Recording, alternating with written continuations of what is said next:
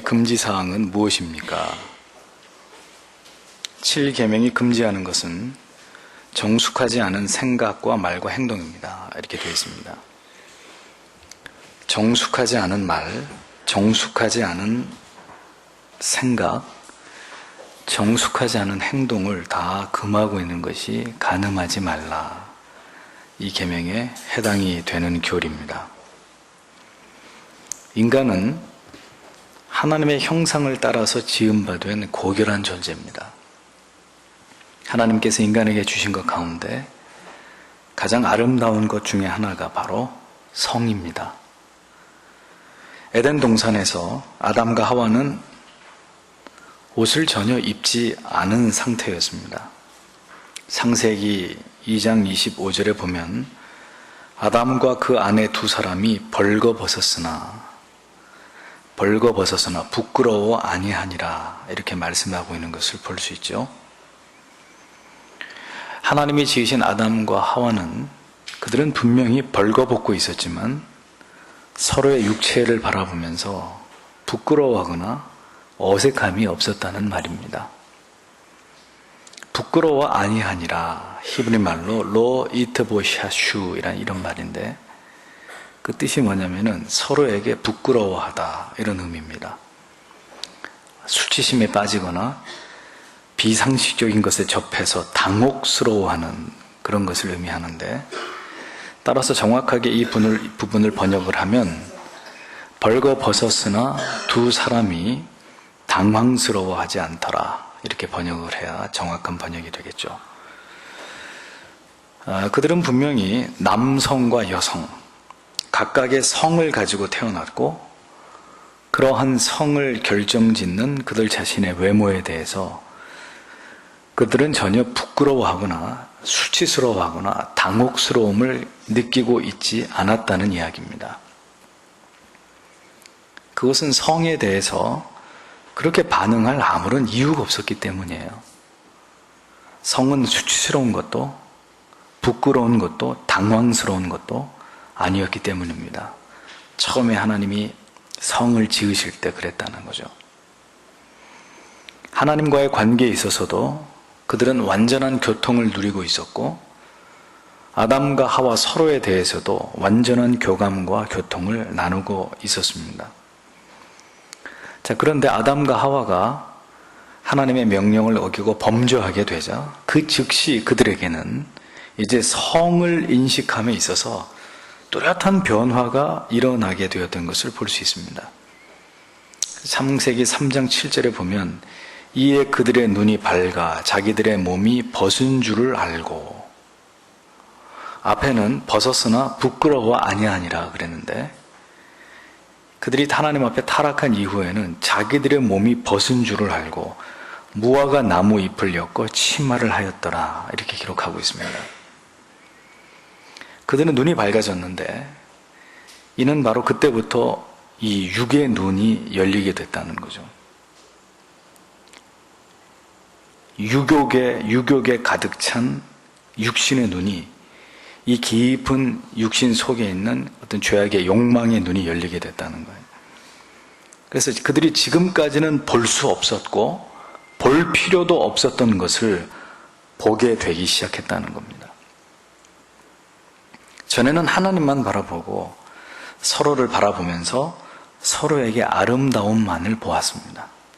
아름답고 고결하고 순수한 것만을 보았습니다. 그들의 영적인 명민한 눈은 하나님께서 지으신 아름다운 세상을 보고 감탄하고 기뻐하고 즐거워하는 일에만 온전히 사용되어졌습니다. 아담도 하나님이 지어주신 하와를 보고 내 뼈 중에 뼈요 살 중에 살이로다. 그렇게 성으로서 아내를 인식한 것이 아니라 그 존재 자체로서 고귀한 존재로 자신의 아내인 하와를 인식했다는 겁니다. 그런데 범죄한 직후 그들의 눈은 이제 모든 것을 보고는 있는데 이제는 타락한 눈을 가지고 더 이상 그들에게 선하고 아름다운 것만을 보게 되지 않았다는 거예요. 죄로 인해서 육적인 눈이 열리게 되니까 가장 먼저 그들이 뭘 봤습니까? 성을 본 거예요, 성. 남자와 여자가 다르다는 것을 인지하게 됐습니다. 전에는 보이지 않았던 부분이에요. 벗었지만 그거에 대해서 전혀 서로 당황스러워하지 않은 사이였습니다. 그런데 죄를 짓자마자 가장 먼저 일어난 일이 뭐냐? 눈이 열려버렸어요. 죄악의 눈이 열려버린 거예요. 그래서 자신들이 벗고 있다는 것, 벗고 있는 것이 그때 안 거예요. 수치스럽고 서로의 모습을 보는 것이 이렇게 당혹스럽고 부끄러운 것인지를 그때 알게 된 겁니다. 하나님이 인간에게 주신 성은 바로 인간의 죄로 인해서 이렇게 인간의 타락 이후로부터 그 아름다운 고결한 성이 이제는 수치의 대명사가 되어버렸어요. 미국의 어느 교회에 가면 입에 담기조차 어려운 사이비 이단 기독교가 있습니다. 그 교회는 교회 입구에 탈의실이 있어요. 그래서 예배당에 들어가려면 목사를 비롯해서 모든 성도들이 옷을 입지 않고 예배를 드립니다. 그것이 하나님께서 가장 기뻐하시는 인간의 모습이기 때문에 적어도 하나님을 예배할 때는 그렇게 태초의 아담과 하와처럼 옷을 다 벗고 하나님을 예배하는 게 옳다고 주장합니다. 손으로 태양을 가리우는 게 낫지. 이미 타락해버린 죄의 본성을 가진 죄인들이 그래 아담과 하와 흉내내게 한다 그래서 죄가 사라지고 거룩해지고 순결해진답니까? 참, 그 발상 자체가 유치하기 짝이 없는 거죠. 아무튼 하나님께서 주신 고결한 인간의 성은 그렇게 이제는 말을 꺼내는 것 자체부터 우리에게 수치와 당황스러움과 부끄러움을 안겨주게 되는 가치로 전락하게 된 것입니다. 그렇게 인간에게 가장 수치스러운 부분으로 대접을 받기 시작한 성은 그냥 수치스러운 정도로만 가만히 남아 있었더라면 다행인데 그 정도로만 가만히 남겨져 있지 않았던 거죠. 타락으로 인해서 수치심으로 덮여버린 성은 이제 죄악과 손을 잡고 어마어마한 죄들을 낳는 괴물로 둔갑해버렸습니다. 역사상 가장 인간을 타락하게 하고 그 고결한 존재감을 일순간에 시궁창에 처박아 넣게 만드는 가장 효과적인 효과 만점의 마귀의 손에 들린 가장 강력한 무기가 바로 성이 되어버린 거예요. 수치심으로만 묶여 있었다면 다행이었을 이 성이 결국은 음란함으로 성적인 타락으로 진화하고 돌변해서 이제는 인류 전체를 위협하는 가장 치명적인 사탄의 도구가 되어버린 것입니다. 얼마나 많은 세상 사람들이 바로 이 성적인 타락으로 인해서 가장 추하고 더러운 죄의 노예로 전락되고 있는가를 보십시오. 이제는 성직자, 성도 다를 바가 전혀 없어져 버렸어요. 오늘날 우리 주위에서 일어나고 있는 이 성적인 범죄들을 보십시오.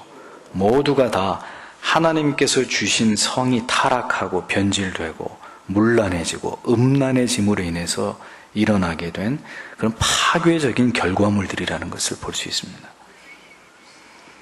보지 말아야 될 것을 보기 시작한 인간의 눈은 이제 갈수록 음란하고 음욕에 불타는 것들을 만들어내고 그것에 탐닉하면서 더욱더 타락을 부채질하고 그래서 하나님께로부터 점점 더 멀어지는 결과를 낳게 되었던 것입니다. 하나님께서는 다른 어떤 죄보다도 이 음란함을 훨씬 더 미워하신다는 사실을 알 수 있는데 그 이유는 인간이 성적으로 타락해버리면 가장 더럽고 추악한 존재가 되어버린다는 것을 하나님이 아셨기 때문입니다. 레위기 11장에 보면 성경은 어미, 근친상간, 동성연애, 타인의 아내나 남편을 간음하는 일, 심지어 수강, 동물하고 성적인 행위를 갖는 것, 이런 모든 형태의 음란을 엄히 금하셨습니다. 여기에 해당되는 범죄가 드러나거든 모조리 다 죽이라고 명령하셨어요. 인간이 성적으로 타락할 때 시대를 초월해서 어떤 죄들이 저질러지는지를 이미 하나님께서는 다 알고 계셨습니다. 이 시대에 나타나는 모든 형태의 성적인 죄가 이 시대만 나타나고 있는 것일까요?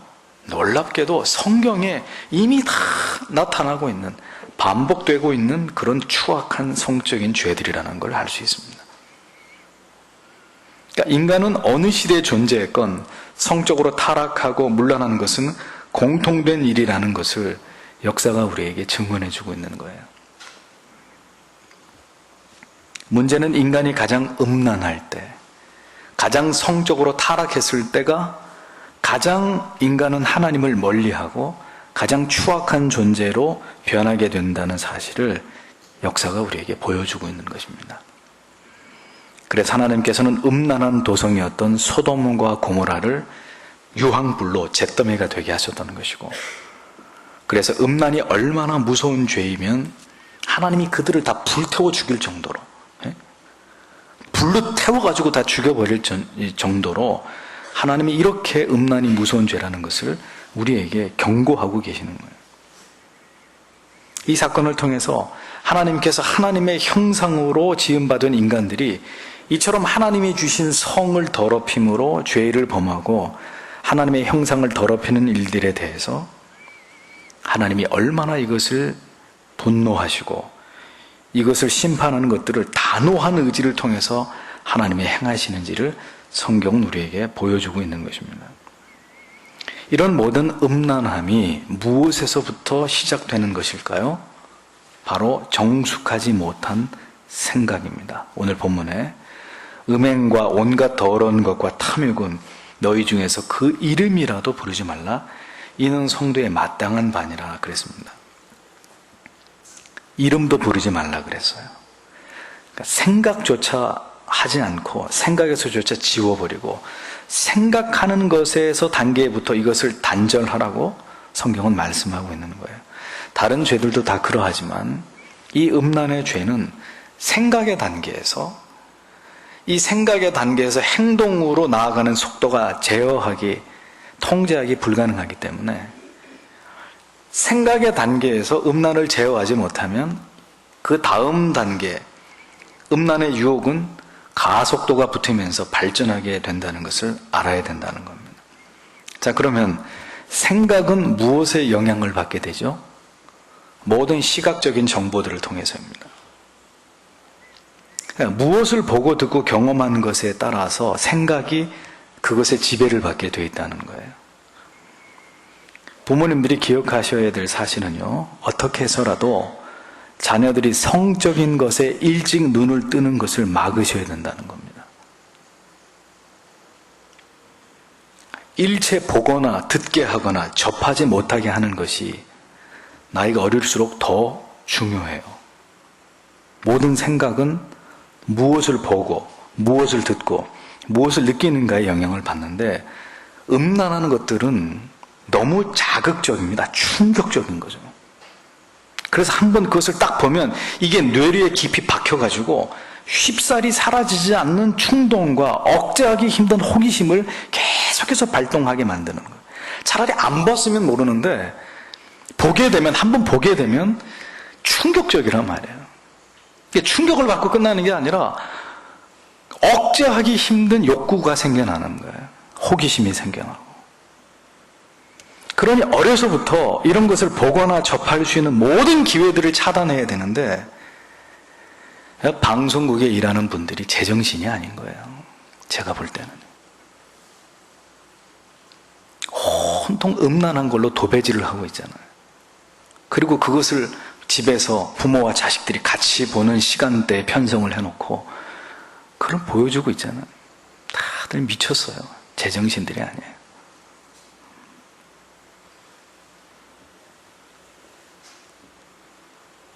그러니 어려서부터 이런 것들을 보고 접할 모든 기회들을 차단하지 않고 그런 것들을 보게 되니까 점점 더 음란해지는 거예요. 차라리 진정으로 아름다운 것, 감동적인 것, 정말 아름답다, 이건 너무너무 고결하다, 이건 너무 참 아름답구나, 이런 것들을 접하고 무엇보다 성경을 통해서 근원적으로 이런 음란한 것들이 하나님 앞에 죄악된 것이라는 걸 알고 스스로 그런 것들로부터 자기 자신의 영혼을 차단하고 격리시키고 기피하게 만드는 그런 교육이 중요하다는 겁니다. 그래서 음란한 생각을 자주 갖게 되면 자꾸 보는 것들이 그런 것인지라 음란한 생각을 자꾸 하게 되면 급기야 음란을 보다 구체적으로 경험하고 체험하려는 쪽으로 마음을 먹게 됩니다. 예배가 없어요. 아무도 예배가 없어요. 그러니까 이제는 거리낌 없이 음란한 말을 내뱉기 시작하고 늘 생각하던 그 음란함이 이제는 행동으로 나타나기 시작하는 일들까지 일어나게 되는 거죠. 고린도전서 6장 18절에 바울은 음행을 어떻게 하라 그랬죠? 음행을 피하라, 피하라. 음행과 맞서 싸워라. 이렇게 말씀 안 했어요. 아주 구체적인 행동 규칙까지 말씀했는데 절대로 음행과 맞서 싸우지 말고 음행은 무조건 피하는 거라 해야지. 피하는 거. 똥이 무서워서 피하는 게 아니라 더러워서 피하듯이 피하는 것, 그것이 올바른 경건이라고 당부하고 있는 거예요.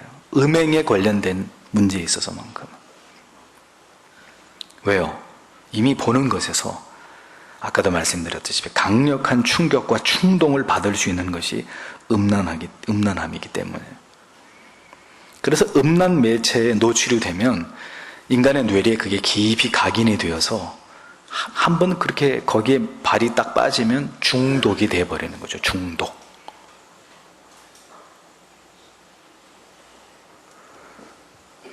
지난주인가요? 인터넷 뉴스에 보니까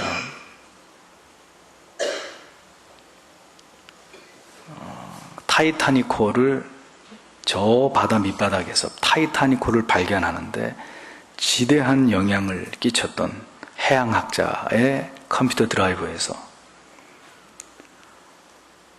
음란 동영상이 수만 개가 발견이 됐다는 거예요. 그래서 구속이 됐습니다. 그 덕망 있고 나이도 지긋한 해양학자께서 그래서 타이타닉호를 찾는데 가장 큰 공헌을 한 대학자가, 그런데 또 한편으로는 그 음란함에 완전히 중독이 돼 있었다는 거죠. 대학자가 모르는 거예요. 이 음란함이라고 하는 것은 겉으로는 아무리 멀쩡해 보이고 경건해 보이고 절대로 그럴 것 같지 않은 사람들에게도 기생해 있고 숨어 있고 감추어져 있는 것이 바로 음란함이라는 거예요. 그 강한 이미지는 지속적으로 우리에게 악한 충동을 일으키면서 결국 말이든지 행동이든지 그 충동에 따라서 성실하게 죄를 짓도록 유혹하는 강력한 힘을 가지고 있습니다. 여러분 중에는 보고 나서 피하면 되지 않겠습니까? 한번 경험하고 나서 이것은 나쁜 것이로구나 이렇게 판단해도 되지 않을까요? 혹시 여러분 그렇게 생각하셨다면 반드시 돌이키셔야 됩니다. 그건 절대로 지혜로운 생각이 아니에요. 음란한 생각은 행동과 언어를 지배하게 되고 반복되는 음란한 말과 행동은 결국 간음을 향해서 성큼성큼 발을 내딛게 만듭니다. 그렇게 시작된 음란에 대한 집착은 마치 쇠사슬과 같아서 그 쇠사슬이 영혼을 칭칭 감아버리게 되면 무엇으로도 끊을 수 없는 무서운 힘을 가지고 결국 한 영혼을 완전한 파멸로 이끌어 가버리게 되는 거예요. 영혼이 썩어져 버리게 만드는 거죠. 하나님 없이는 살아도 자신이 지금 저지르고 있는 이 달콤한 음란의 죄, 간음의 죄로부터 도저히 벗어나고자 할 수 없는 지경에까지 한 영혼을 이끌고 들어가 버립니다. 성경은 신자의 입에 결코 담지 말아야 될 말들이 있다고 가르칩니다. 오늘 성경에 누추함, 어리석은 말, 희롱의 말 세 가지. 근데 한글로는 이렇게밖에 번역이 안 됐는데, 자, 원문을 볼까요? 누추함으로 번역한 아이스크로테스 이 단어의 의미는 누추함이 아니고요, 외설, 음란한 말 이런 뜻입니다. 번역이 심각하게 제가 볼 때는 잘못된 거죠. 어리석은 말은 모롤로기아라는 말인데 성에 대한 어리석은 말이라는 뜻입니다. 희롱의 말로 번역된 유트라펠리아라는 말은 경박하거나 무례한 말인데 성적 농담을 뜻하는, 성적으로 관련된 속되고 더러운 농담 따위를 얘기하는 거예요. 자, 보세요. 이 세 가지 단어가 다 뭐와 연결이 되어 있죠? 성. 이런 말들은 도무지 성도와 어울리지 않는 말들이라고 정의하고 있습니다. 심지어 성경은 이런 말들을 즐겨하는 모든 자들은 천국에 들어갈 수 없다고 못을 받고 있습니다.